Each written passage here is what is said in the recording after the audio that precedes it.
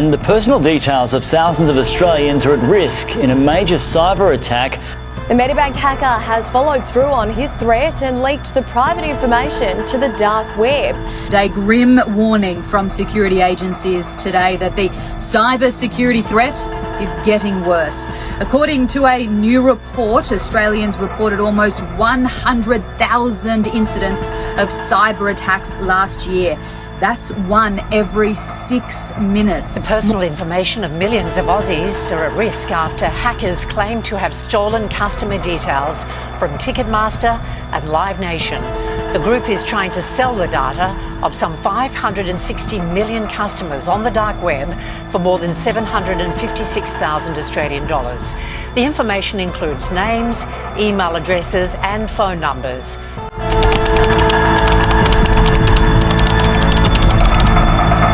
It is very concerning. A reminder of how serious this threat is. It gives intelligence and insight into Australians and can be used to potentially sabotage a very important provider of services to our.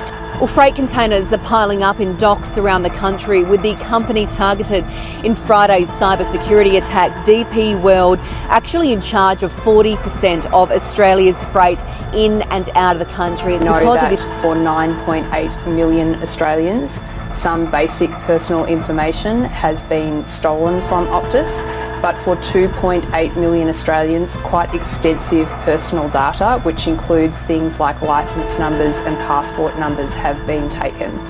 What this effectively amounts to is 100 points of ID check, and so the scope for identity theft and fraud is quite significant, in particular for those 2.8 million Australians. 13 million Westpac customers forced offline again. Can't access your account, can't access funds.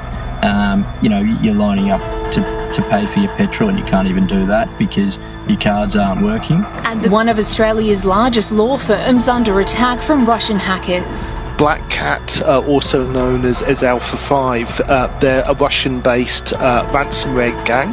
There are 45 departments and agencies compromised in the HWL Epsworth breach. 4 terabytes stolen, 2.5 million documents. Is the government doing enough to prevent the hacks, Matt, or is it really not a space that there's much for the government to do in? What Claire O'Neill, the Home Affairs and Cybersecurity Minister, says is that Australia's about 5 years behind where it should be on this front. But now, you're always trying to catch up to where the criminals, where the hackers are. And so these recent hacks have shown that Australia is just not where we need to be in terms of the protections and all.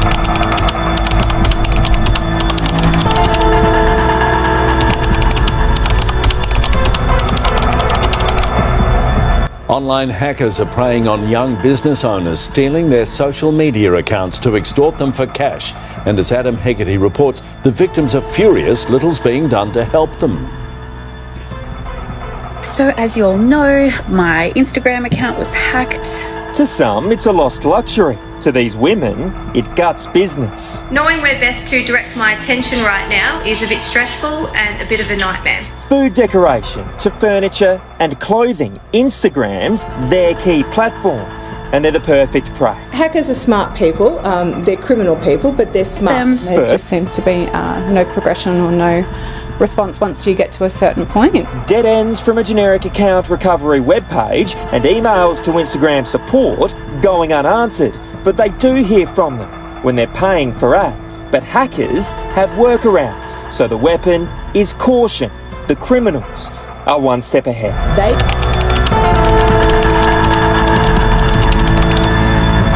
What we're finding now is, and this is because of the new legislation that's coming into government, prior to the Optus and Medibank attacks, the government could only fine any company a maximum of $2 million for a cyber breach. Found that it was negligence on their end, not protecting client data. That's now changed, and that's going to turn into the tens of millions, if not hundreds of millions.